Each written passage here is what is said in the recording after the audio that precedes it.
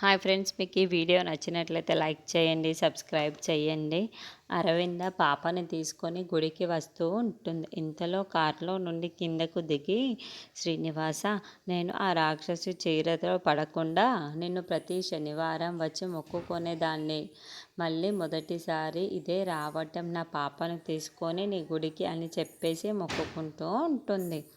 ఇక ఆ రాక్షసుడు, నాకు కనిపించకుండా నా బిడ్డ మీద ఎలాంటి కళ్ళు పడకుండా నువ్వే చల్లగా చూడు శ్రీనివాస అని చెప్పేసి ఆ గుళ్ళో ఉన్న దేవుణ్ణి మొక్కుకుంటూ ఉంటుంది.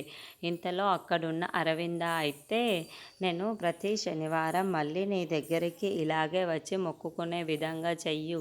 నన్ను, నా బిడ్డను ఎప్పుడు చల్లగా చూడు శ్రీనివాస, నిన్ను కోరుకున్నది ఇదే అని చెప్పేసి అంటూ ఆ దేవుణ్ణి మొక్కుకుంటూ ఉంటుంది. ఇంతలో గుడి లోపలికైతే వెళ్తూ ఉండగా అక్కడ కొంతమంది భిక్షగాళ్ళు అయితే, అమ్మ దానం చేయండి అని చెప్పేసి అడుగుకుంటూ ఉంటారు.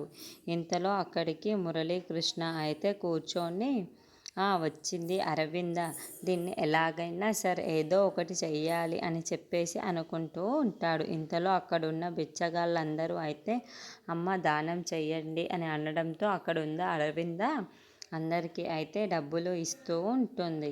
ఇంతలో అక్కడున్న మురళీకృష్ణ కూడా, అమ్మ నాకు కూడా చెయ్యండి దానం అని చెప్పేసి అడుగుతూ ఉంటాడు. ఆ మాటలు వినగానే అక్కడున్న అరవింద అయితే ఒక్కసారిగా షాక్ అయిపోతూ ఉంటుంది. ఏంటి, ఈ వాయిస్ ఎక్కడో విన్నట్టుందే, నాకు ఎందుకో దగ్గర వాళ్ళు మాట్లాడినట్టు ఉందే అని చెప్పేసి అనుకుంటూ ఉంటుంది.